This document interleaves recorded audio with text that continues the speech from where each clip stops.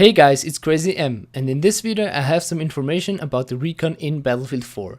So let's take a look at all the bolt action rifles that the Recon will be able to carry. The first one is the CSLR4, seems to be a pretty high power rifle with the damage all to the max and a pretty decent range. Keep in mind though it's alpha and those might not be the real stats in the end.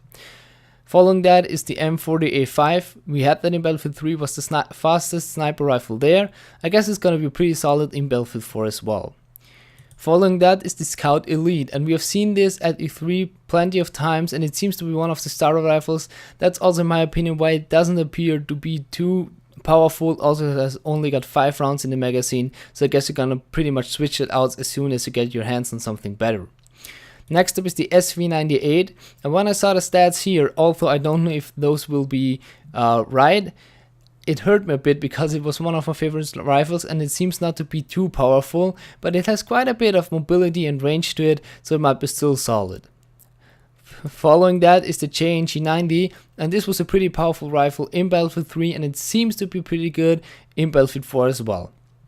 Coming up, we got the 338 Recon, and this seems to be one of the more powerful ones in my opinion, pretty balanced as well. It got quite a nice mobility, high range, and only 5 rounds in the magazine. And normally if it has only got 5 rounds in the magazine, this means it's gonna be more powerful in my opinion. This was the kind of philosophy that they had with the bolt action rifles in Battlefield 3, but we will see how that works out in Battlefield 4.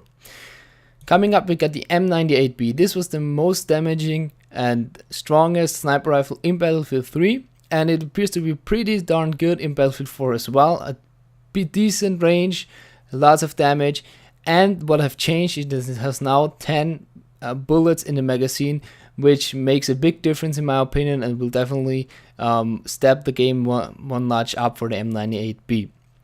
Next up is the SRR61, and from what I've heard, this is a beast of a rifle. You see it has the maximum range, maximum damage, only 7 bullets in the magazine, and I believe that this one is gonna be the new king of the sniper rifles.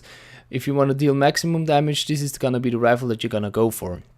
The last one is the FYJS, and this seems to be a pretty standard one. Medium damage, little range, so maybe good for beginners, but in the end you're gonna switch it out if you're gonna get something better. So let's take a look at the gadgets. There's still some old ones in there, but there are also some new ones which I'm very excited about because it gives a lot more power to the Recon. This first one being the PLD. It's a portable device to paint targets for missile weapons that respond to laser designation. So in the end it is a portable SOFLAM, and it also has some kind of thermal vision if you look through it, and you can kind of also use it as a binocular to spot targets without a scope glint, I guess. I'm very excited to see that because it enables you to really spot and mark targets and laser targets on the move. Following that is the SOFLAM, the same as we had in Battlefield 3. This is pretty much the stationary version with the advantage that you can automatically paint targets and you don't have to work on it the whole time. Next up is the motion sensor, one of the biggest improvements in my opinion and one of the most discussed change for the Recon class, and a lot of people love to see it again. These are the motion balls that you can throw, and it will pretty much work as attacks, but you can throw it around, and so you have a little motion sensor on the map. Following that is the tags, the same as we had in Battlefield 3. In my opinion, some people underrated. It's a pretty decent tool because you can hide it pretty easily and it isn't that easily spotted. Following that is the MAV. Again, the same as in Battlefield 3, you can fly around, spot enemies and destroy enemy gadgets. The next one is one of the most essential ones for the Recon class, the radio beacon. It will allow your teammates to spawn on the location of the radio beacon, and I love that this still got that in, that the Recon is really the guy who flanks around and enables a squad to spawn behind enemy lines. The next two are pretty much the biggest change to a Recon class. The Recon has now the ability to destroy vehicles as well, and the way that he can do it is by using the C4 explosive, which they've given the Recon now, and so you are not a sitting duck if there's a tank in front of you. The last one is the M18 Claymore, and this can be used to trap enemies and to set up booby traps.